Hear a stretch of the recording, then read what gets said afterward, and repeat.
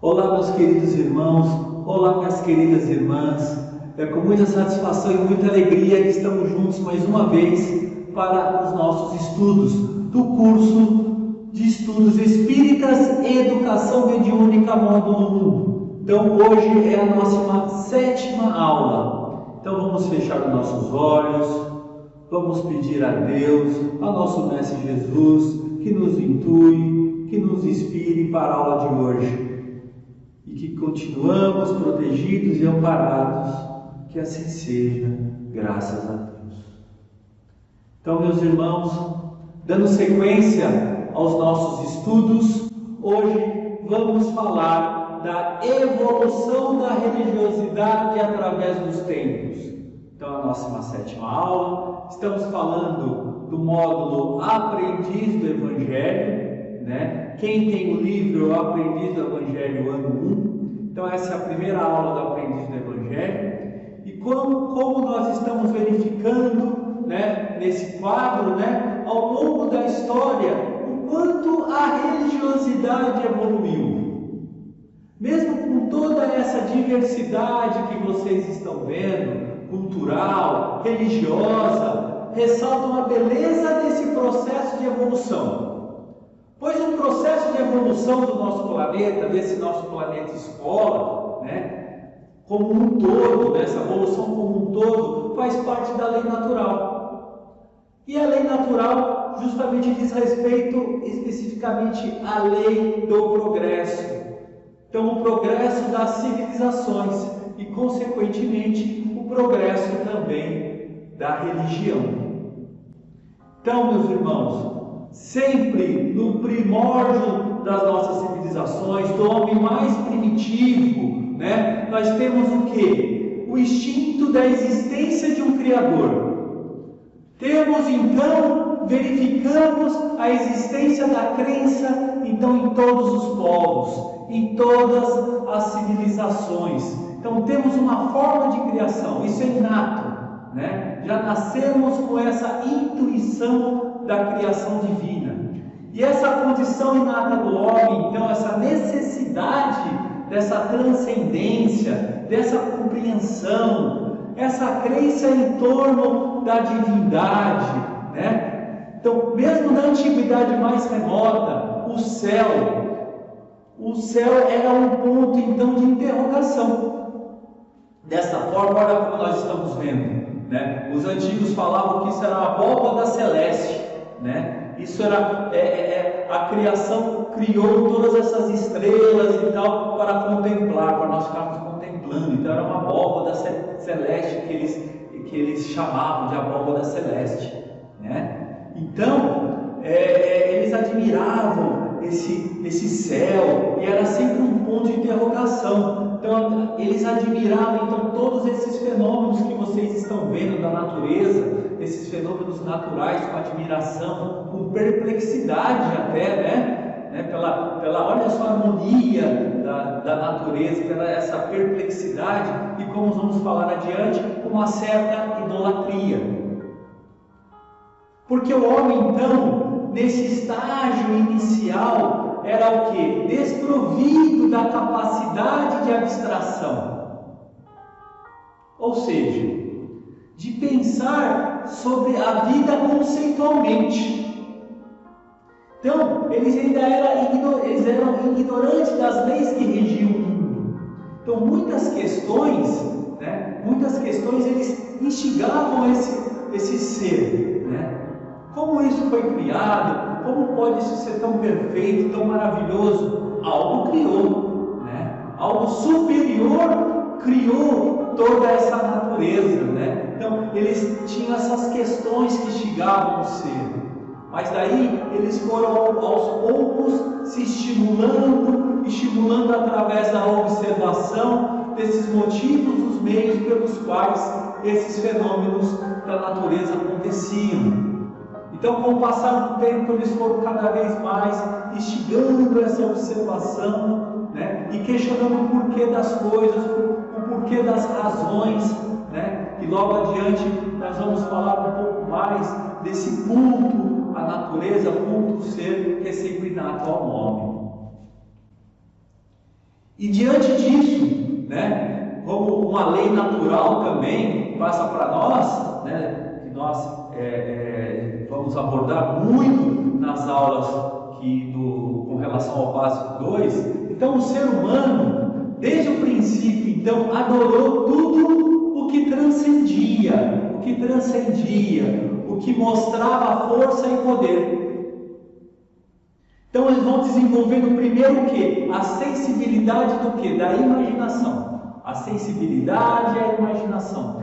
Depois, com o passar do tempo, as civilizações foram desenvolvendo o quê? A razão. Então essa condição inata do homem, essa necessidade dessa transcendência, essa compreensão, essa crença em torno da divindade nos traz o quê? A adoração. Como relata muito bem na questão 649 do Livro dos Espíritos, que é uma das leis naturais, a lei de adoração. E a questão 649 diz o seguinte: em que consiste, como vocês estão vendo, em que consiste a adoração? A resposta dos Espíritos diz o seguinte: é a elevação do pensamento a Deus, pela adoração, o homem aproxima dele a sua alma. Olha que interessante. E a questão 650, Kardec pergunta: a adoração é o resultado de um sentimento inato ou produto de ensinamento? Olha como Kardec foi profundo. É inato ou alguém nos ensinou de geração para geração? Aí os Espíritos respondem: é um sentimento inato, como da divindade, também é um sentimento inato. A consciência da sua fraqueza leva o homem a se curvar diante daquele que o pode proteger. Olha só, meus irmãos, o instinto que nós temos com relação à lei de adoração. Então, no livro Espírito e o Tempo, como vocês podem consultar no nosso material, né, no nosso material do conteúdo, aliás, aproveito o momento agora para falar para vocês que essa aula que nós estamos dando é apenas o norte, é apenas uma referência dos assuntos que vamos tratar hoje.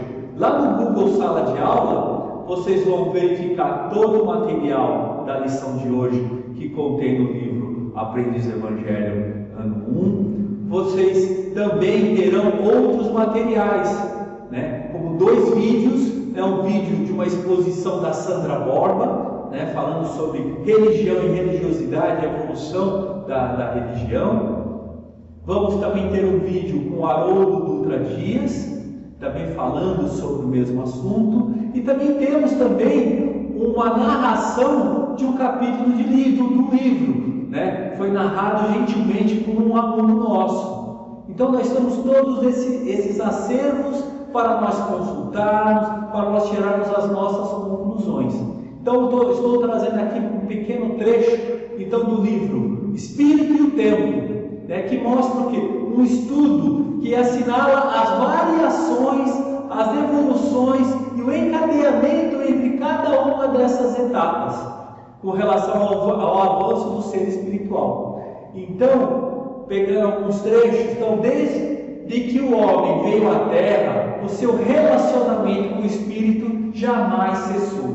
Então, sempre tivemos essa relação, esse intercâmbio com o mundo material e o mundo espiritual. Um trecho destacado diz o seguinte: no começo de sua evolução, as comunicações davam-se pelo sono, através dos sonhos.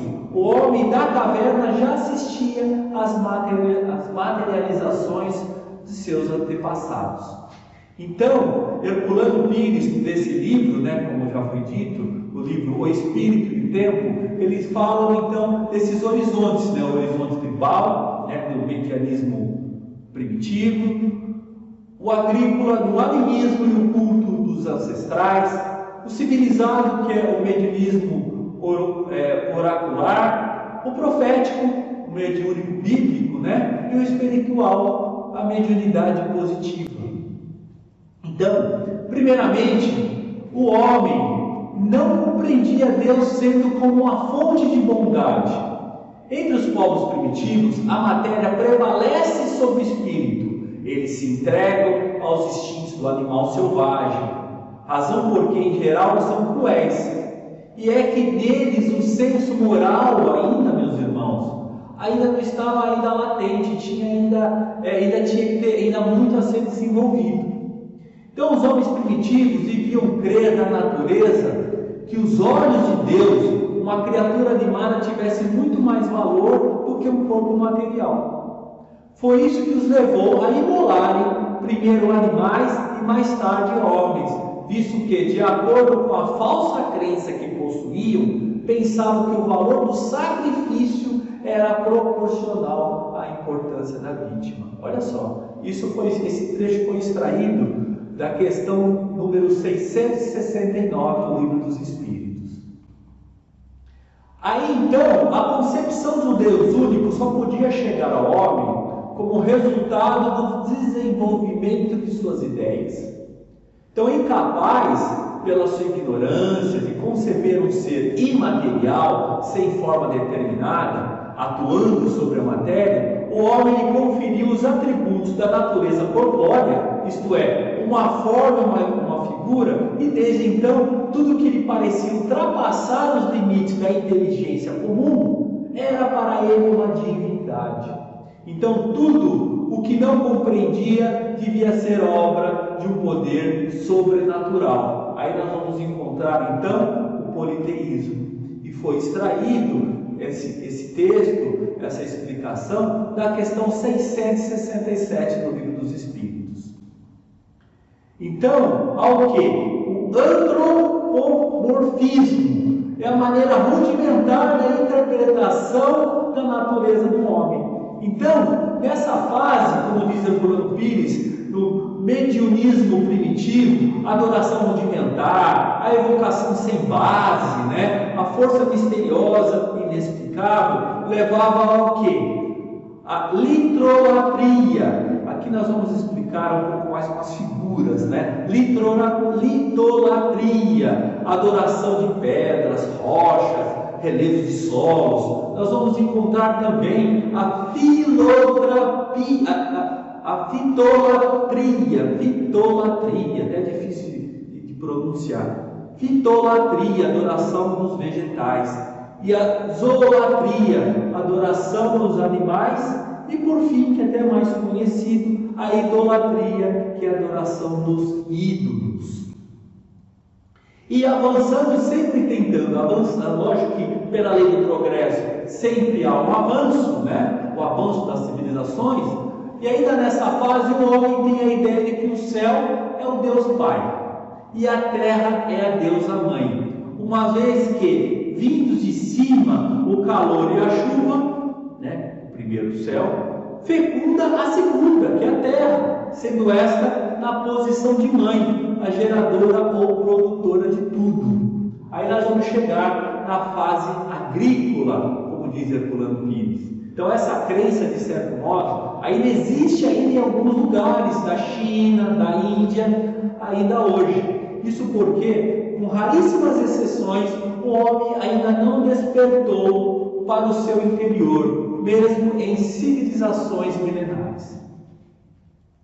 E aqui tem-se ainda o conceito, uma nova fase, de civilização, pelo poderio dos impérios, do Egito, como nós verificamos na história, o Egito, da Assíria, da Babilônia, da China, da Pérsia e outros, como os reinos de Israel, da Índia e etc. Então há nessa fase como que um endeusamento dos chefes políticos, imperadores e reis. Então, o monarca, senhor absoluto do povo, deve ser respeitado como Deus. Então, a sua palavra é verdade absoluta. Então, é o culto e a crença no indivíduo que encarna o poder. Fase ainda muito materializada ainda, meus irmãos, de muito atraso, mas, contudo, de muitas pompas, como nós já verificamos na história. Temos também uma outra fase narrada por Herculano Pires, que é a fase dos profetas, ou do mediunismo bíblico, né? Quando os homens descobrem o seu poder e eles se individualizam, né? Então aprende a pensar, libertando-se dos instintos e passando a formular juízos éticos, jurídicos e religiosos. Então, aí começa uma fase que brilha, então, nessa fase da filosofia grega. Aí vem o misticismo, né, o hindu, o moralismo chinês. Aí começa a nascer o conceito do ser supremo, né, do Deus único, né? Então, quando se fala do Deus único, nós já vamos falar então do monoteísmo, que é consolidado com os 10 mandamentos, ou o decálogo, né? Recebidos por Moisés no Monte Sinai. Então, independentemente das práticas indicadas então pela legislação mosaica, algumas até desumanas, mas compatíveis com a mentalidade da época, Moisés teve o mérito de difundir à multidão que o seguia da árdua peregrinação no deserto, verdades espirituais, acessíveis apenas aos indivíduos, né, que tinham um conceito como iniciados nos diferentes tempos religiosos do passado. Então, foi o primeiro a rasgar a cortina que pesa sobre os mais elevados conhecimentos, filtrando então a luz da verdade religiosa para uma simples e generosa do povo. Então, o monoteísmo. Esse trecho, meus irmãos, foi extraído da obra A Caminho da Luz, né? Psicografado por Chico Xavier e ditado pelo Espírito Emmanuel. Então, né, antes de passar da evolução então das civilizações, do avanço das civilizações, começou a ter, então tínhamos a ideia primitiva de Deus, então essa natureza antropomórfica, a forma humana, atributos humanos, como um Deus vingativo, né? Aí nós vamos evoluir para um outro Deus, um Deus único, né? Criador do universo, dos seres e das coisas, então Pai de amor, né, e bondade, inteligência suprema e causa primeira de todas as coisas. Então, quando por terra das ideias errôneas, o indivíduo descobre que Deus e o homem se assemelham, pois a caminhada evolutiva do ser humano vai até a divindade. Isso foi o começo, então, dessa evolução. Depois, o homem como espírito, e pode chegar, então, à condição de anjo pelo seu esforço. Ou seja, já começou a ter a ideia que nós não somos perfeitos, nós somos perfectíveis. Nascemos simples e ignorantes, rumo até ao grau máximo, né, que nós conhecemos da angelitude. Então, a codificação do Espiritismo por Allan Kardec dá essa base desse entendimento, dessa evolução do Espírito. Então, os hebreus foram os primeiros a praticar publicamente o monoteísmo. É a eles que Deus transmite a sua lei, como já foi dito primeiramente via de Moisés e depois por intermédio de Jesus. Então aqui, mais ou menos para vocês terem uma ideia, meus irmãos, aqui o gráfico, né, da evolução então da religiosidade através dos tempos. Então esse quadro espiritual. Então no início na animalidade, né, a materialidade, a influência da lei, da causa e efeito, da ignorância, da irresponsabilidade, do empirismo e do instinto. Então prevalece a materialidade sobre o espírito. Por outro lado também, nessa parte de angelitude, né, prevalece o que? A espiritualidade, a influência da lei do amor, do conhecimento, da responsabilidade, da sabedoria e da razão. Um dado, né, dessa evolução, e estamos falando aqui da evolução do nosso país, né? Hoje nós, graças às leis, graças à evolução de nossas leis, né, e por fim a nossa Constituição de 88, então no artigo 5º, inciso 6º, é estipulado a ser inviolável, estipula, né, ser inviolável inviolável a liberdade de consciência e de crença, assegurando livre exercício dos cultos religiosos e garantindo, na forma da lei, a proteção aos locais de culto e às suas liturgias. Meus irmãos, isso no avanço da história, isso é muito importante, esse ganho que nós tivemos, embasado da lei, a liberdade de expressão, a liberdade de manifestação da sua crença, Mas ela foi evoluindo, e olha só, apenas na Constituição de 1891, parece que foi ontem, meus irmãos, com a proclamação da República e as primeiras medidas oficiais, que consagraram as condições normativas da liberdade religiosa no Brasil, apenas nessa época, representada pelo decreto de 1º de janeiro de 1890 e pela Constituição de 1891, que promulgou a liberdade de culto e o fim do padroado e a separação institucional entre igreja e Estado. Isso foi na época do presidente Prudente de Moraes, com a colaboração da elaboração de Rui Barbosa.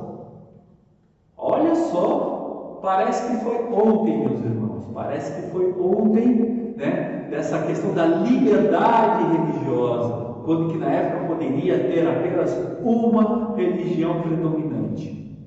Nós temos o exemplo quando nós estudamos um pouco a biografia de Eurípides Barçanufo, nós verificamos que o tio dele, que foi o primeiro a apresentar o livro dos Espíritos para ele tinha sido preso pelo fato de propagar o Espiritismo na sua região, na sua cidade, foi preso.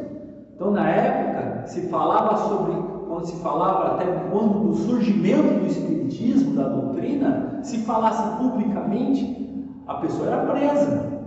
Olha só o avanço, como nós estamos falando da evolução da religiosidade, olha o avanço que o nosso país teve através das leis.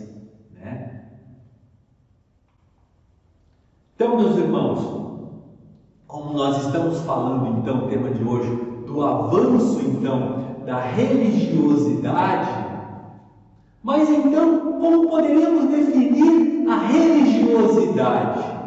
Como podemos definir a religiosidade? De forma simples, podemos dizer que religiosidade é conexão. Essa conexão, essa relação com a natureza, com Deus. Poderíamos até brincar que religiosidade, essa conexão, é como poderíamos dizer, como está a sua banda larga, como está a sua conexão com Deus e com a natureza. E dentro desse conceito de religiosidade está muito junto o conceito da espiritualidade. Religiosidade e espiritualidade. Espiritualidade, meus irmãos, é transcendência.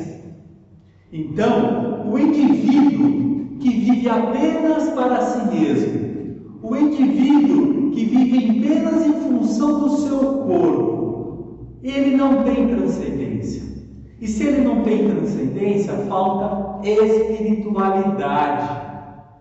Então, espiritualidade, meus irmãos, é transcender.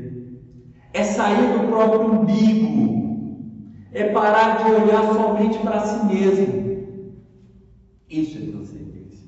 Quando você começa então a olhar, para o que acontece na vida, olhar para o outro ser, para o próximo, aí quando você tem já esse sentimento de você estar, entre aspas, saindo do próprio umbigo, aí você vai olhar não somente para você, aí você vai abrir para a vida, Então isso é transcender, se preocupar com o problema do próximo, Então, o alicerce do ser humano é justamente o que? O alicerce do ser humano é a religiosidade e a espiritualidade.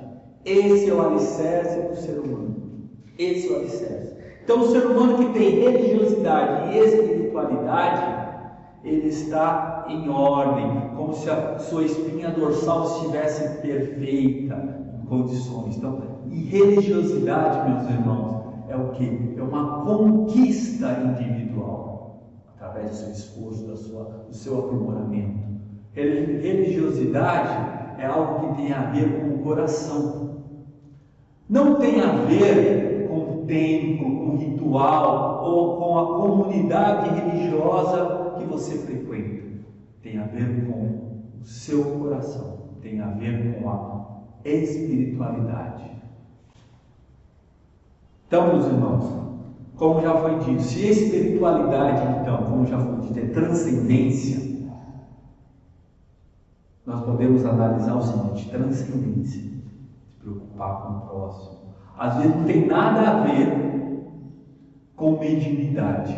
Espiritualidade é uma coisa, mediunidade é outra.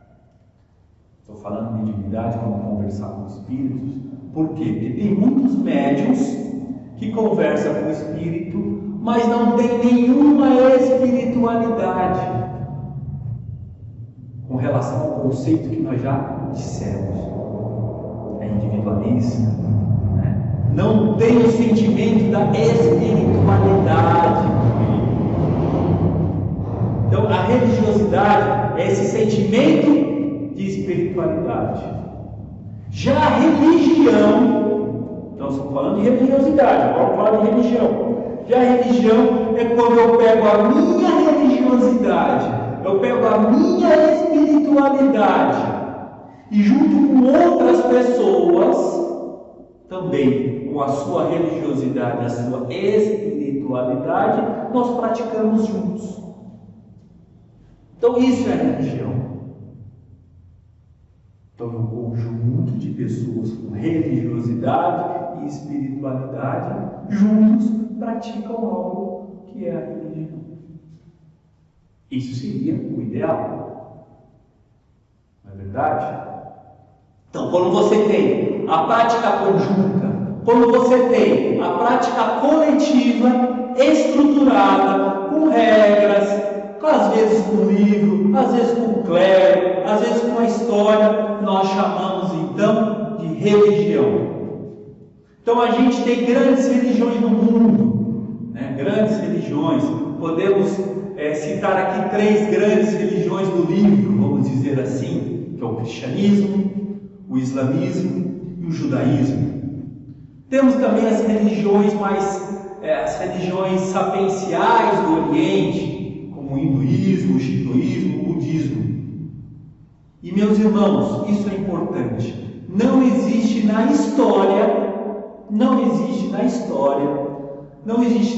história sociedade sem religiosidade. Nunca se achou nenhum sinal no nosso passado em que não tenha a prática da religiosidade. Nós estamos falando de religião, estamos falando de prática de religiosidade.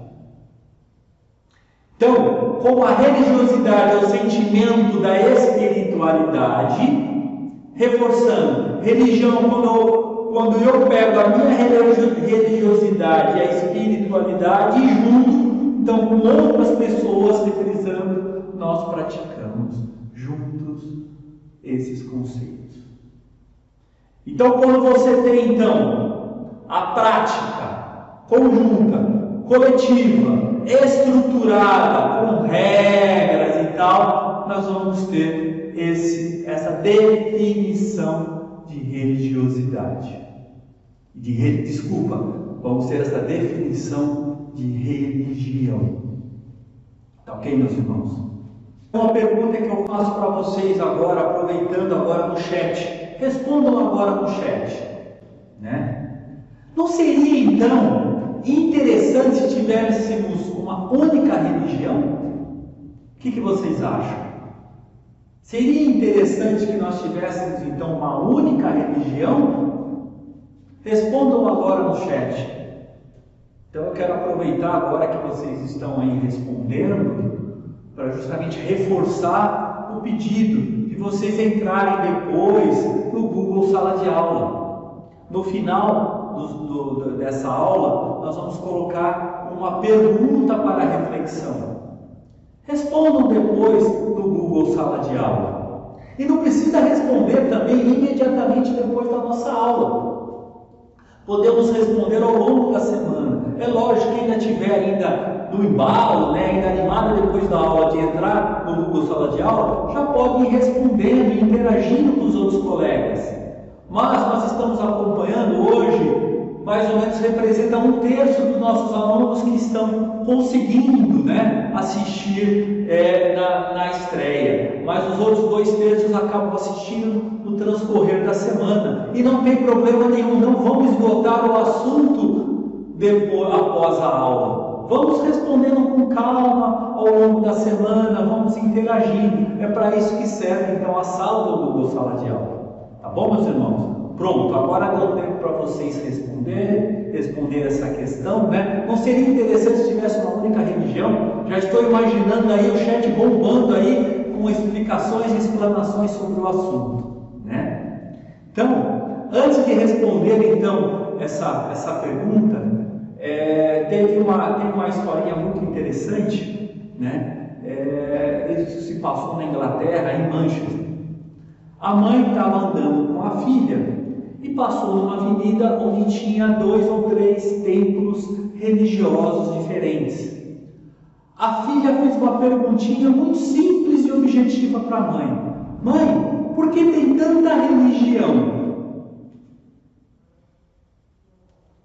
A mãe respondeu para a filha também de forma simples e objetiva: tem tantas religiões porque tem pessoas diferentes. Como tem religiões diferentes, tem pessoas diferentes. Olha que resposta interessante, meus irmãos.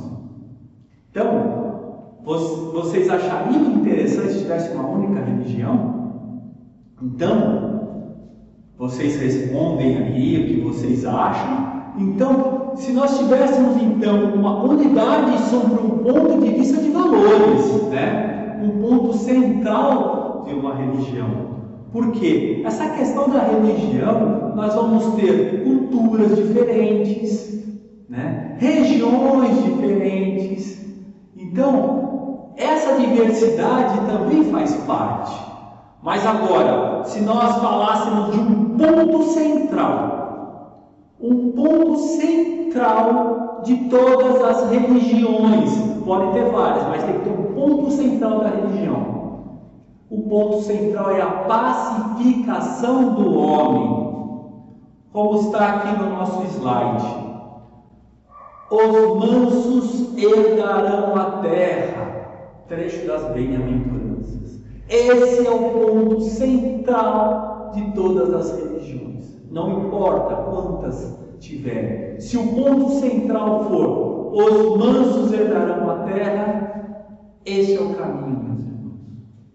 Que é o encontro consigo mesmo, é a relação com o próximo, com Deus. O futuro ideal, meus irmãos, não é ter muita religião. O futuro ideal é ter religiosidade. Então, quando eu falo de muita religião, sob o ponto de vista de ritos, determinados axiomas, deveremos ter o quê? Uma identidade do sagrado, que deverá ser aquele que nos conduza ao quê? A fraternidade, a bondade, a generosidade, aos valores que devem estar presentes nas práticas religiosas.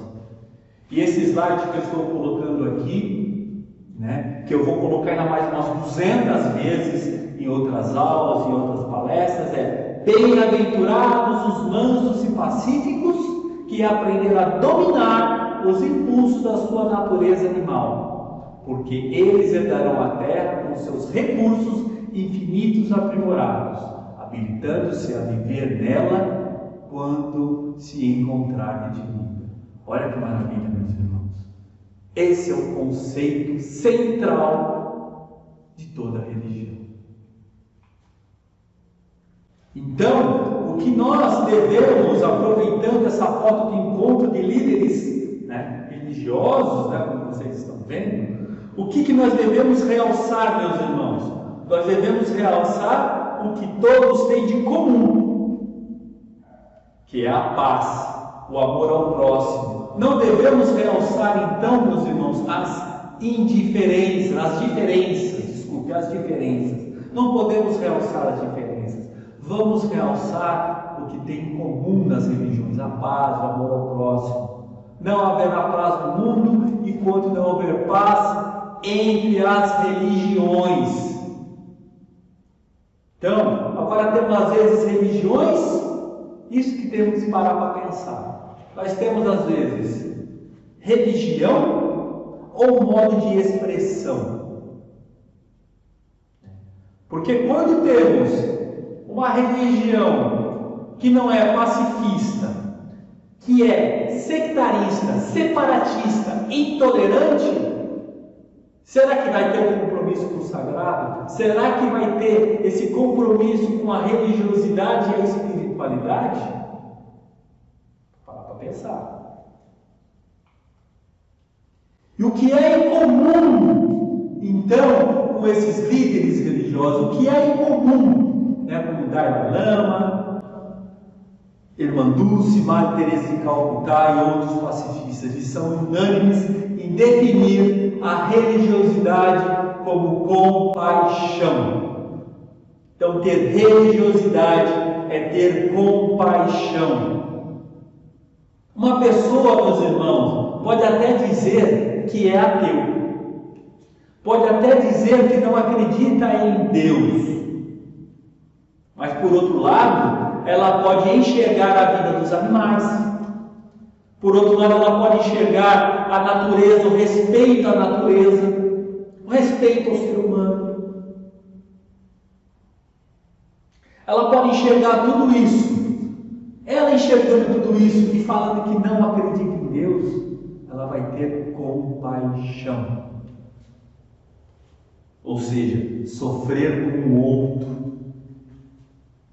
E é muito interessante, meus irmãos, no Evangelho de João, no capítulo 10, versículo 10, diz o seguinte: Jesus diz o seguinte: eu não vim para que tenham a vida. Eu vim para... Desculpa, meus irmãos, desculpa. Eu vim para que tenham a vida, em abundância. E quando Jesus fala, eu vim para que tenham a vida em abundância, não é aquela vidinha pequenininha, não. É vida em abundância. E ele não está falando no singular. Eu vim para que tenham a vida em abundância. Tenham no plural. Então, todas essas religiões que pregam a compaixão, ela pode ser o quê? Ser o coração do mundo, sem ser uma única religião. Então, a compaixão é o sinônimo da religiosidade. Tem uma passagem muito interessante, vamos lembrar a passagem de Jesus, o diálogo com a mulher samaritana, a Samaria, lá no poço de Jacó. E lá ela perguntava: mestre, onde é o melhor lugar para fazer o culto a Deus? Qual o melhor templo? Que tinha o templo de Jerusalém e outros templos. Qual que é o melhor lugar para a gente cultuar a Deus e tal? Aí então Jesus diz o seguinte, mais ou menos isso: Deus é espírito imortal, e que seja adorado em espírito e verdade. Então, meus irmãos, não importa o local. Haroldo Dutra Dias, até no vídeo que nós temos no nosso material, ele diz o seguinte, que a síndrome da mulher samaritana é aquela prepotência humana, que a religião é como se fosse uma gaiola que nós vamos colocar Deus lá dentro, como um pássaro. Então, nós temos que ter essa ideia que a religiosidade é pessoal. A religiosidade, meus irmãos, então é conexão. Isso é muito importante. Porque podemos viver nossa vida inteira dentro de um templo religioso e não ter religiosidade, não ter espiritualidade. Por quê, meus irmãos? Porque às vezes o indivíduo que está participando de uma atividade, participando como um grupo social, a religião vira o quê? Um entretenimento, vira um passeio, né? Vai lá para passear. Não vai ter então transformação, meus irmãos. Não constrói nada dentro dela. Porque eu estou falando de tudo isso. Por quê? Por que estou falando disso, meus irmãos? Porque o primeiro revés da vida, a pessoa desmorona. Por que ela desmorona? Porque, como eu já falei lá atrás, ela não tem aquela espinha dorsal espiritual. Não tem a espiritualidade e a religiosidade.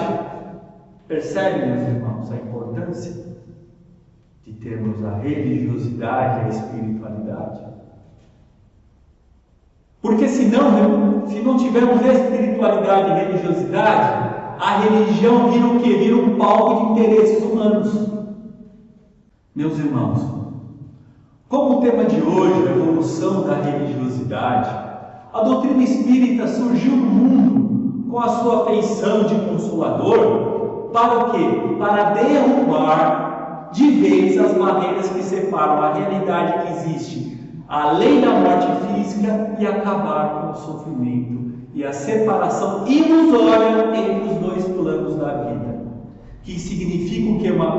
Uma miopia perceptiva, demonstrando para os homens o que? O seu relacionamento e as afeições, que elas não se destroem nunca, porque o amor continua, meus irmãos, o amor continua sempre. Então, meus irmãos, contemplando então essa paisagem, nós nos deparamos então com as paisagens também de luta que todos nós estamos vivendo, esses dias duros de aprimoramento. Nós vemos o quanto a humanidade terrena, nos dois planos da vida, precisa então de Jesus como farol. O farol iluminador. Diante do nosso despreparo para enfrentar com tranquilidade e equilíbrio essas ondas tumultuadas de mar de nossas experiências, nós temos então que aproveitar as experiências que esses momentos oferecem na aquisição do que, meus irmãos? De novos valores morais, na decisão de seguir os propósitos do Cristo, de maneira a exemplificar a sua mensagem, que é a sua mensagem do que? De confiança absoluta na vontade do nosso Pai. Então, meus irmãos, fiquem todos em paz, que Jesus os abençoe e ilumine hoje como sempre. Fique com Deus.